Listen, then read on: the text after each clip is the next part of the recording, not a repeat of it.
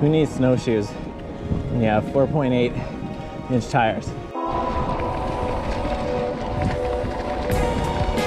Alright, so while the world's going a little crazy, let's rewind to mid-December when in the Bracebridge area we were first getting our big snowfall. Within a couple hours, a lot of snow had accumulated, and I wanted to finally get out there and be able to ride my big old fat-tired fat bike in some deep snow for the very first time. So I got up late to do it.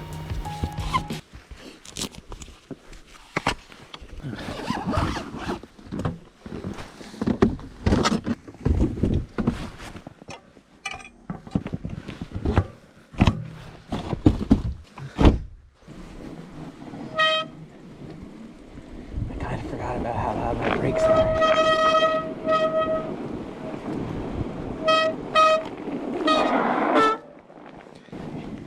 It's kind of late, right?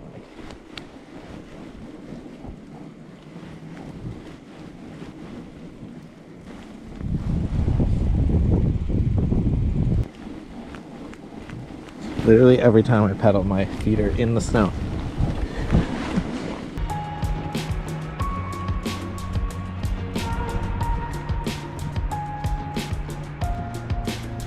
There's so much snow right now. It just holds the bike up for me.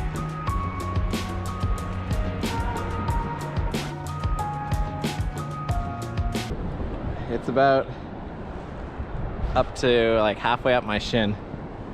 So I don't know, that's about there. Whatever, so it's like snowed like a foot in a few hours. I'm like a crazy person. I'm just trying to bike through the deepest snow possible. See how the GoPro can do in low light. So let's keep going.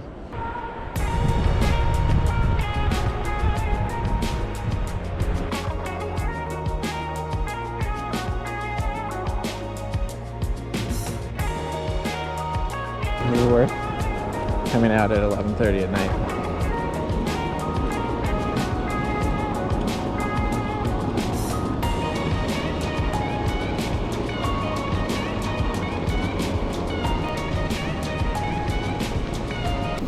The only small bummer about this ride is right as I reached the end of this bridge here, it was all mesh gated off so that you weren't allowed to go up closer to the falls. Not that I would have been able to ride there anyway, but it just would have been cool to see the falls from that closer point of view.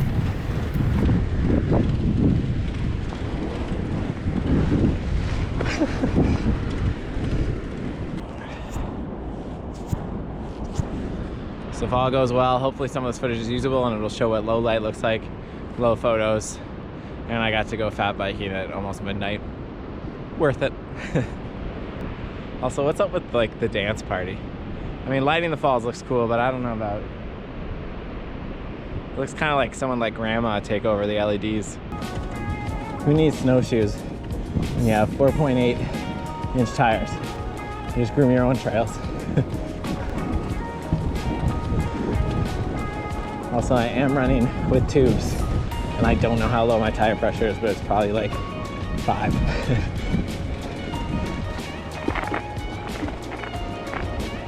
Best part of coming home. Hang around.